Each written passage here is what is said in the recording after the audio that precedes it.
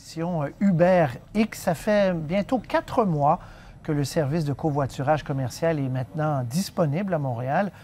Et aux yeux du gouvernement, vous allez voir, il s'agit toujours d'un service illégal, mais pour des milliers de Montréalais, c'est devenu une habitude très bien ancrée. Regardez le reportage de Jean-Sébastien Cloutier. Depuis novembre, Marie-Annick Boisvert ne prend plus de taxi. Si elle n'utilise pas sa voiture, c'est plutôt avec UberX qu'elle se déplace. Un simple clic sur son application et elle voit en temps réel où est le chauffeur qui viendra la chercher et combien de temps il lui faudra. J'aime la simplicité de comment je l'appelle, j'ai le nom du chauffeur, j'ai le nom de la voiture. Je trouve ça super sécuritaire en étant une fille, surtout après les agressions qu'il y a eu dernièrement dans les taxis. Moi je suis travailleur autonome, donc j'adore que mon reçu arrive par courriel après. Mercredi matin, elle n'a attendu que 2 minutes pour que son transport arrive. Marie-Annick habite sur le plateau et c'est justement près du centre-ville que le service est le plus efficace. Bonjour, c'est bien Michel? Exactement. Et vous êtes Marie? Oui. Oh. À Montréal, ils sont nombreux à utiliser Uber. Sans donner de chiffres précis, l'entreprise ne cache pas que les choses vont très bien. On a plusieurs dizaines de milliers de Montréalais à chaque semaine qui utilisent notre service, donc sur une base régulière, et qui se fient sur UberX pour être capable de se déplacer un peu partout à travers la ville. Des Montréalais, mais aussi des touristes qui connaissent l'application pour l'avoir utilisée ailleurs, sachant que le montant de la course sera directement porté à leur carte de crédit et qu'il sera environ 30 % moins cher qu'un taxi. Ça fait combien de temps que vous faites ça? Ça fait 1 mois maintenant. Quant aux conducteurs, Uber se contente de dire qu'ils sont plusieurs centaines à Montréal. Avec leur voiture personnelle, ils se transforment en taxi quand bon leur semble. 80 % de chaque course va dans leur poche, 20 % va à la compagnie. On a autant des gens qui le font en temps partiel, on a des professeurs, des ingénieurs, on a des mères au foyer qui le font pour essayer d'arrondir la fin de mois. Mathieu? Oui? Salut, Jean-Sébastien. Enchanté, vous avez demandé une mère? Oui. Allez-y. Nous avons rencontré Mathieu, chauffeur pour UberX depuis la fin octobre. Il aime conduire et rencontrer des gens. Bref, il adore ce qu'il fait. Ben là, j'en suis à 500, vous êtes mon 518e, je pense. D'abord à temps partiel, être chauffeur pour Uber est devenu pour lui un travail à temps plein. Une 50aine d'heures de conduite par semaine pour environ 500 $ de revenus. Je suis pas un voleur de job. Je suis à mi-chemin entre un taxi et comme une auto partage. Le problème, c'est qu'être chauffeur pour UberX est illégal. Au Québec, quiconque transporte des passagers pour de l'argent a besoin d'un permis de taxi. Mokrad Krimed, qui est chauffeur de taxi depuis 20 ans, trouve la situation injuste.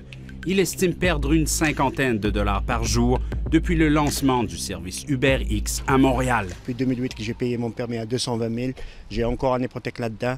J'ai des adolescents, j'étais en train de travailler 5 jours semaine et j'avais une vie de famille à la fin de semaine.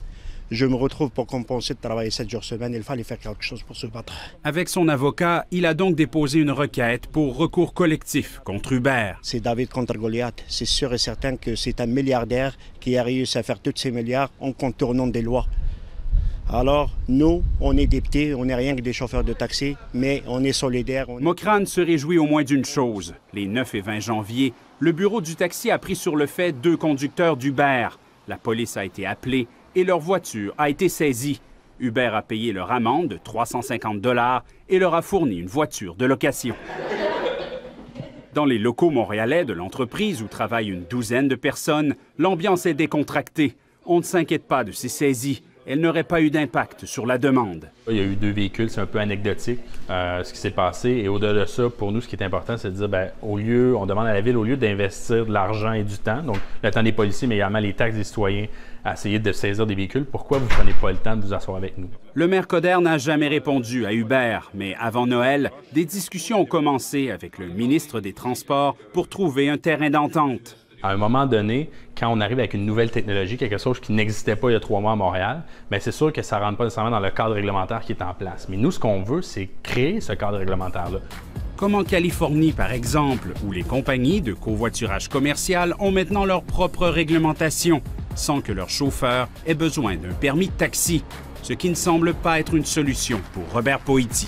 En ce qui me concerne, je ne vois pas de lumière au bout du tunnel pour permettre UberX. C'est bien malheureux. C'est du transport illégal. Pour l'instant, Mathieu ne s'en fait pas trop avec son statut illégal. pas plus qu'avec le risque de voir sa voiture saisie. Je suis de très près, évidemment, mais jusque-là, tant que Uber souhaite nous protéger, et je le pense très sincèrement, et tant que Uber ne nous fait pas signe d'arrêter, bien dans ces cas-là, je leur fais confiance. Mais jusqu'où est prêt à aller Robert Poetti? Saisir les véhicules, je pense que c'est beaucoup. Et les amendes qui vont aller avec, c'est encore beaucoup. Puis c'est pas impossible qu'on pourrait ajuster la législation, que ce soit encore plus dispendieux. La technologie est là, elle existe. Je trouve que pour le consommateur, c'est super avantageux. Donc, d'arrêter ça, c'est de brimer le service pour le consommateur. Pour l'instant, elle peut dormir en paix. Un peu partout sur la planète, malgré les obstacles, Uber poursuit ses activités. L'entreprise vaudrait maintenant près de 18 milliards de dollars. Alors oui, vous avez bien entendu le chiffre que Jean-Sébastien Cloutier vient de citer. L'entreprise vaut 18 milliards de dollars. On va vous montrer un tableau dans une seconde. Ils sont installés dans plusieurs pays. Un service numérique moins cher, plus rapide. Écoutez bien, réécoutez bien ce que le premier ministre a laissé tomber il y a quelques mois. C'était en septembre dernier, quand on lui demandait comment lutter contre ces services-là. Malgré les menaces de son ministre, écoutez ce que le premier ministre disait. J'élargirais votre question sur l'ensemble des nouvelles industries numériques. Des fois, j'ai l'impression que c'est comme si on vous disait qu'il faut se mettre dans le milieu du Saint-Laurent pour essayer d'arrêter le flot, là.